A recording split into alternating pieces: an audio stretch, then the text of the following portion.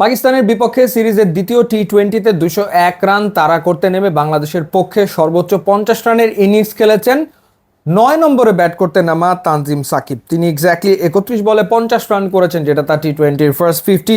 5টা ছক্কা তিনি হাঁকিয়েছেন। লাহোরের উইকেট আসলে কতটা ভালো সেটা তানজিম সাকিবের এই ব্যাটিং দেখেই বোঝা যায়।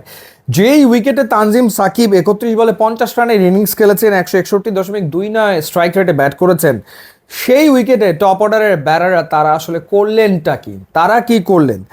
তাজিদ হাসান তামিম একটা ভালো শুরু পেয়েছিলেন প্রথম টি-20-র মতোই, এবং 19 বলে 33 রান করে তিনি আউট হয়েছেন। পারভেজ হোসেন ইমন আবারও ফ্লপ, 8 রান করে তিনি আউট। লিটন দাস 9 বলে করেছেন 6 রান। তাওহিদ হৃদয় 5 বলে 5 রান। এরপরে মেহেদী হাসান মিরাজ 17 বলে 23 রানের একটা ইনিংস খেলেছেন। বহুদিন বাদে তিনি টি-20-তে খেলতে নামলেন। জাকের আলী অনেক প্রথম বলেই আউট 0 রানে। শামীম হোসেন পাটোয়ারি তো ব্যাটিং ভুলে গেছেন, ব্যাটিং তার মনে আছে কিনা সে সন্দেহ দেখা দিয়েছে। 9 বলে 7 রান করেছেন এবং বাংলাদেশ 144 করেছে। এবং দ্বিতীয় টি-20 ম্যাচ বাংলাদেশ হেরেছে 57 রানের বড় ব্যবধানে। টি-20-তে 57 রানে হারা মানে এটা বিশাল পরাজয়। এবং প্রথমে ব্যাট করে পাকিস্তান করেছিল 201, 6 উইকেটে। কদিন আগে নিউজিল্যান্ড এ দলের বিপক্ষে বাংলাদেশ এ দল খেলছিল দেশের মাটিতে, তখন একটা ভিডিও করেছিলাম যে বাংলাদেশ এ দল বাংলাদেশের এই টি-20 দলের চেয়ে বেশি শক্তিশালী।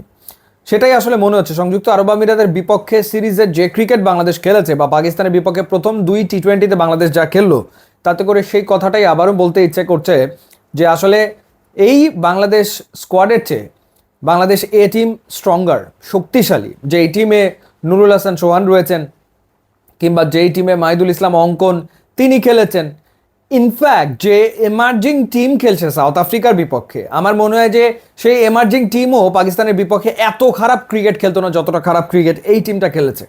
সো খুবই হতাশাজনক পারফরমেন্স বাংলাদেশের।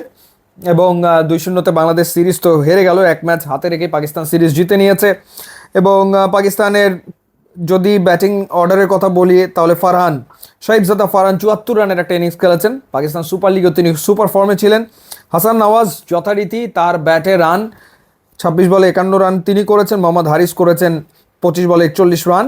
বাংলাদেশি বোলারদের ভেতরে হাসান মাহমুদ 2টো উইকেট নিয়েছেন। তানজিম হাসান সাকিব 4 ওভারে 36 রানে 2 উইকেট নিয়েছেন। একটা উইকেট নিয়েছেন রিশাদ হোসেন, যদিও তিনি আবারও এক্সপেন্সিভ, আবারও তিনি 50 রান দিয়েছেন।